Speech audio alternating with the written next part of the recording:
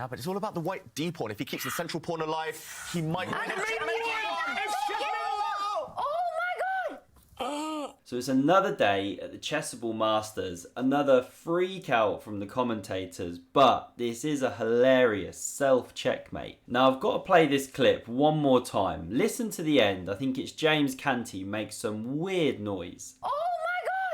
Alright, so we'll move swiftly on. We're back with another great day of action in the Champions Chess Tour Chessable Masters. Now this is the winners final. The winner of this goes through to the grand final where they'll face the winner of the losers bracket. Won't go too detailed on the tournament format.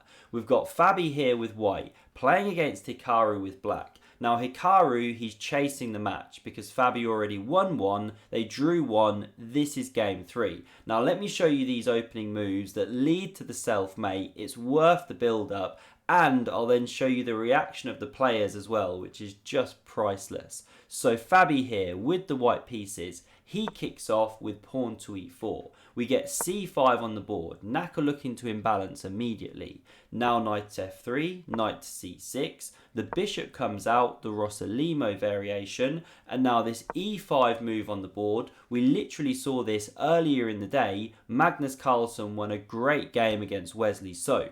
Agadmater covered that one as well on his channel if you want to check it out. So castles is played, and now things start getting weird in the opening. So bishop d6, that's just a big pawn, right? Really hard move to understand. And then it gets even stranger when Fabi plays what you might think is like the last move that white would ever throw out there, and it's pawn to d4. Now that can be captured in 3 ways, of course. The idea is that if either one of these pawn captures, then you play it like a true gambit with pawn to c3. But we didn't see that. We saw the knight takes and the bishop then dropped back to c4. Now why couldn't you just drop the bishop back immediately? Why give the pawn? Well, it's all connected with this d-file pressure and especially the d5 square, as we'll see. So the bishop nudges back to c7. It was being eyeballed by the queen there. Knight g5 now played, and this is a real acid test of what black is doing here. How are you protecting the king? You know, there's no d5 on the cards.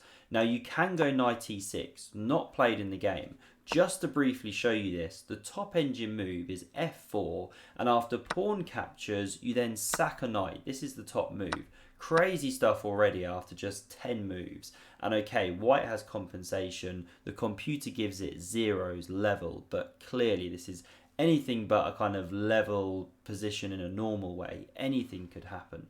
So coming back here, knight e6 not played. Maybe would have seen the pawn sack, piece sack, sorry, if that had happened. The knight develops like this, protects the pawn here, and now knight c3 played, eyeing the d5 square. We see castles, and pawn h3, not the computer's favourite. They wanted to start with knight d5 or a4, but not a bad move, third choice. Naka now sidesteps the king, coming away from this diagonal and the pin of the pawn. We see a4 now, securing more light squared control. f6 kicks the knight, it drops back, and now knight g8, very logical idea, recycling that piece.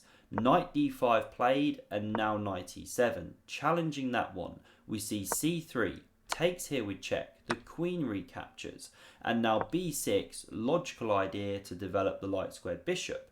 Rook d1 adds more pressure on that key file. Bishop b7, and now bishop to e3. And d6. So what an ugly, ugly pawn structure for Hikaru here. Literally every pawn but one on a dark square. That is one horrible bishop. And it's why you'd never trade this knight for that bishop in a million years. So queen g4 now. Again onto a light square. Just probing down here. Rook b8, okay, mysterious rook move, who knows? Hikaru will do a recap of his own, I'm sure he'll reveal that move. b4 now played, and now bishop c8, kicks back the queen, and we see knight takes on d5. Bishop recaptures, queen e7, and queen c4. I love this light squared symphony from Fabi in this game. f5, looking to break. E takes, bishop recaptures, and rook a2 now prepares to double those rooks. So much pressure against this pawn, you know, it's really not helping black.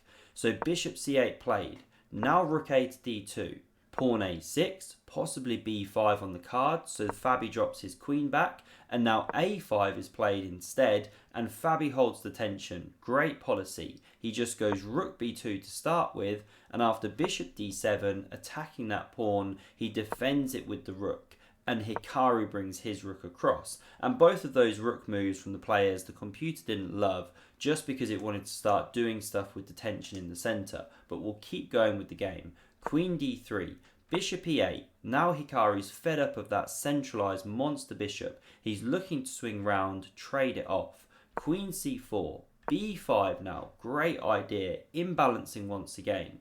And after pawn recaptures, rook takes, the queen slides over to g4. Watch out, don't blunder your unprotected rook. So it jumps to the b file and bishop c4. And here Hikaru is now getting pestered by the bishop, and he can't go to b6 or the rook takes this pawn. So he has to now go for this inferior position. He should actually take the repetition here if he wants to stay level. But because he's trying to win, he goes rook a7.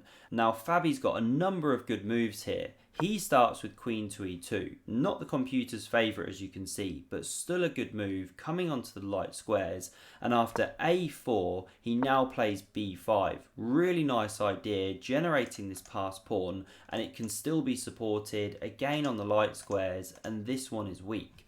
Bishop f7 looks to trade off, queen c4 jumps in. We have captures, queen recaptures, and pawn a3.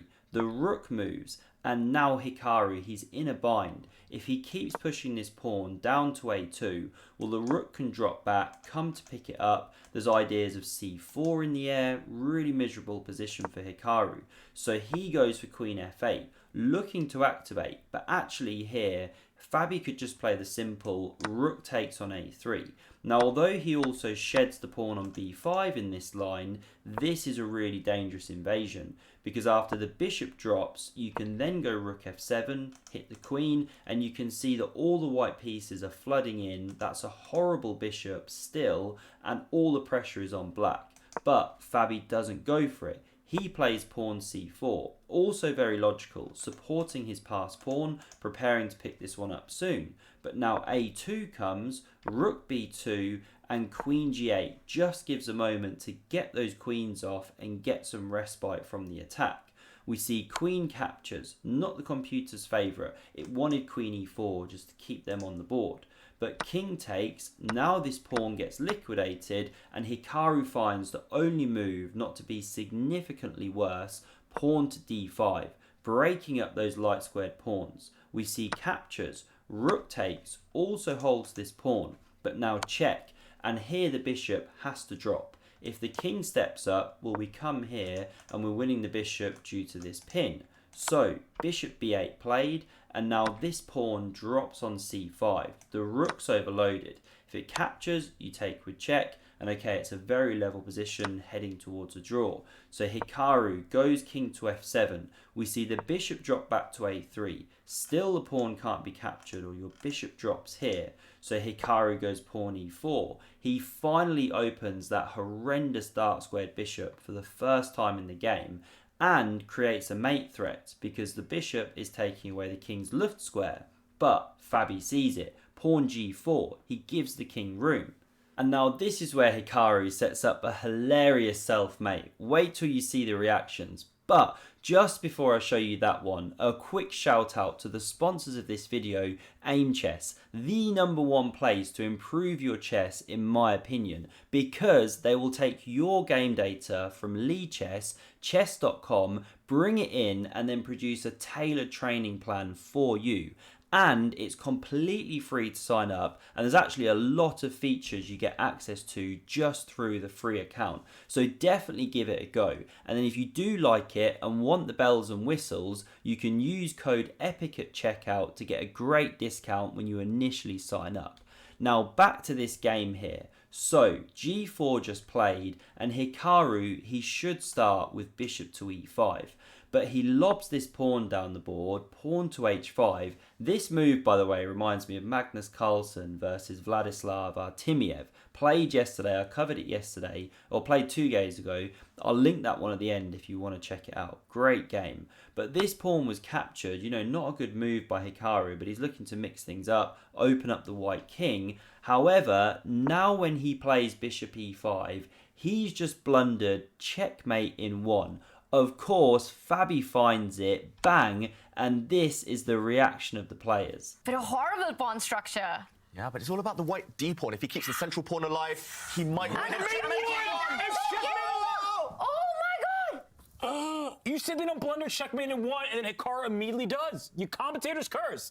Wow, I did it. Sorry, Hikaru. David! I jinxed him. You dirty dog. So why is this such a funny self-mate? Well, it's the whole point that Hikaru pushed h5, it got captured, and that took away the only escape square for the king, which it would have had without the h5 move inserted. As it is, it's now completely boxed in. Just a really funny mate. So congrats to Fabi. He proceeds to the grand final. If you want to check out another great game from this tournament between Carlsen and Artemiev, check out this video on screen. Thanks a lot for watching and see you soon.